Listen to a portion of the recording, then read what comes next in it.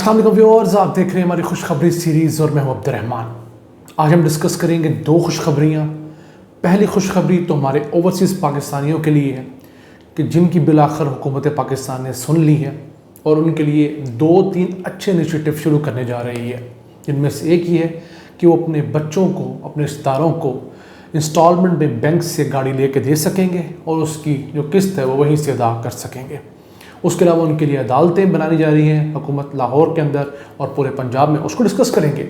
जबकि दूसरी खुशखबरी जो है हमारे सिंध के भाइयों के लिए है, जहाँ पर हुकूमत सिंध एक अच्छा कदम उठाया है और उस सिलसिले में जो दिल के मरीज़ हैं उनके लिए 31वां दिल का सेंटर खोल दिया गया है। ये बड़ी अच्छी चेन है जो लोगों को बहुत सर्व कर रही है, NICVD, उसको डिटेल में डिस्कस करेंगे।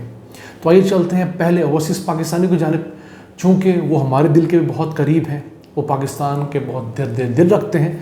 तो उनसे मुतालिक हुकूमत ने फ़ैसला किया है, चूँकि उन्होंने रोशन डिजिटल अकाउंट को अपनाते हुए सिर्फ 7.5 माह के अंदर $1 अरब का बेंचमार्क को अबूर किया है। हुकूमत को इसकी कतन शायद इतनी तवक्को नहीं थी।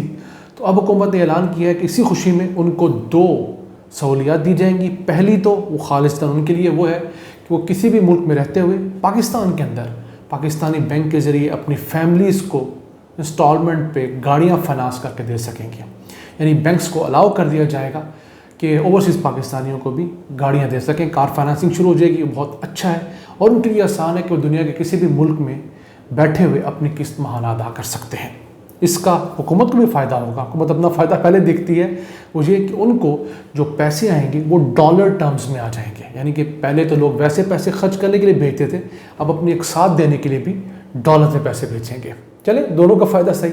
उसके बाद दूसरी अच्छी है कि अब ओवरसीज़ पाकिस्तानियों को ये एक पोर्टल बनाया जा रहा है जिसका नाम है समाजी खिदमत, जिसके ज़रिए वो पाकिस्तान में मौजूद जितनी भी लीगल NGOs हैं, जैसे ईदी फाउंडेशन है और जैसी तमाम दीगर इंडस हॉस्पिटल है, उन फाउंडेशंस को, NGOs को डायरेक्टली वहाँ से पैसे भेज सकेंगे। आपकी जो मर्ज़ी की फाउंडेशन आपकी है, वो समाजी खिदमत का नाम है। और इन तमाम जो चीज़ों का ऐलान जो है वो जुमेरात के रोज़ 11 बजे प्राइम मिनिस्टर साहब करने जा रहे हैं। तो हम उम्मीद करते हैं कि इससे ज़्यादा फैसिलिटीज़ दी जाएँ ओवरसीज़ पाकिस्तानियों को।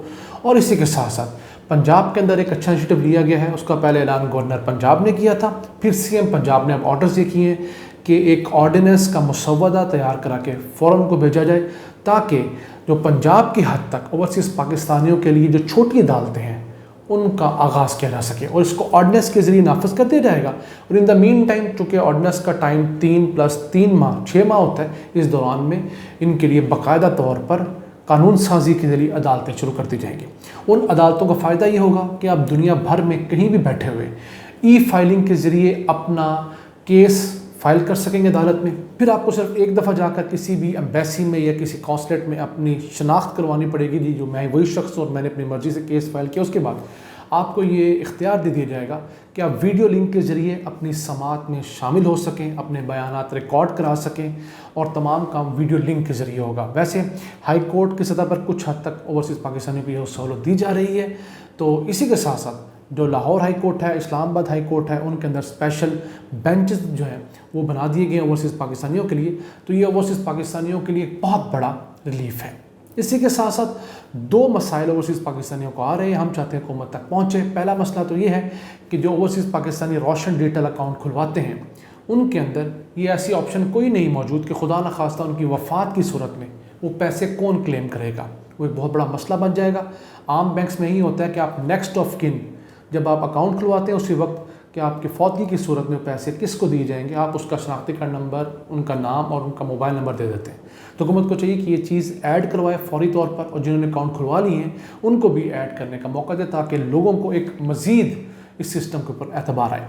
इसी के साथ साथ कुछ ओवरसीज़ पाकिस्तानियों ने शिकायत की है मुस्लिम पुर्तगाल वगैरह से कि उनकी जानिब से एम्बेसी ने हमारे वजारत ख़ारजा को कह दिया है कि पुर्तगाल के जो ओवरसीज़ पाकिस्तानी हैं उनको भी डुअल नेशनलिटी की इजाज़त दे दी जाए। उसका फ़ायदा ये होगा कि वो ओवरसीज़ पाकिस्तानी पाकिस्तान के अंदर अपनी प्रॉपर्टी ले सकेंगे। इस वक्त वो बेचारे डुअल नेशनलिटी नहीं ले सकते, इस वजह से वो एक सिम कार्ड नहीं ख़रीद सकते। कितना जुल्म है। वो डॉलर्स तो भेजते हैं लेकिन सिम कार्ड नहीं भेजते। तो हमारी तमाम लोगों से रिक्वेस्ट है جو وزارت خارجہ میں بیٹھے ہیں کہ وہ اوورسیز پاکستانیوں کا خیال کریں، ان کے اس اہم مسئلے میں کو سپورٹ کریں، اور پرتگال، سویڈن جیسے جو دیگر ممالک ہیں ان تمام اوورسیز پاکستانیوں کو دونوں پاسپورٹ رکھنے کی اجازت دیں، تاکہ وہ پیسے نہ صرف عام بھیجیں بلکہ پراپرٹیاں خریدیں۔ یہاں پر ان کا سٹیک ہوگا تو پاکستان میں یقیناً زیادہ پیسے سرو کریں گے۔ آپ ان کا نہ صحیح اپنا ہی سوچ لیں۔ اسی کے ساتھ چلتے ہیں ہم سندھ، جہاں پر اچھی خبر یہ آئی ہے کہ سندھ کا بہت اچھا دل کے امراض کا ایک انیشیٹو ہے، ہسپتال ہے NICVD، national institute of cardiovascular diseases. اس نے اپنا 31واں سینٹر کھولا ہے، اس سے پہلے 30 تھے، اور ان 31 میں سے 10 پراپر ہسپتال ہیں اور 21 ایسے مراکز ہیں جس کو چیسٹ پین ریلیف سینٹر کہتے ہیں، یہاں پر چھوٹے چھوٹے کلینکس لگا لیں یا کنٹینرز کے اندر انہوں نے کلینکس بنائے ہیں، جہاں پر آپ دل کی درد کی صورت میں جاتے ہیں، وہاں پہ آپ کو چیک کیا جاتا ہے، انالائز کیا جاتا ہے، اور اس کے بعد آپ کو اس کے متعلق ریفر کر دیا جاتا ہے کسی بڑے اسپتال میں۔ یہ بہت اچھا انیشیٹو ہے۔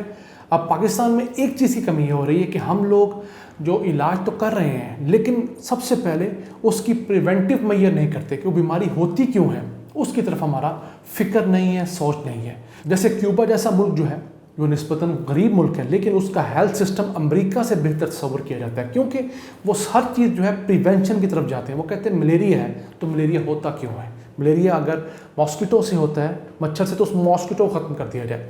ہمارے یہاں ایسا کچھ نہیں ہے۔ ہمارے یہاں بہت اچھے ڈاکٹرز ہیں جو یہ بتاتے ہیں پاکستان کے اندر دل کے امراض کیوں بڑھ رہے ہیں، ہر چوتھا بندہ دل کا مریض کیوں ہو رہا ہے۔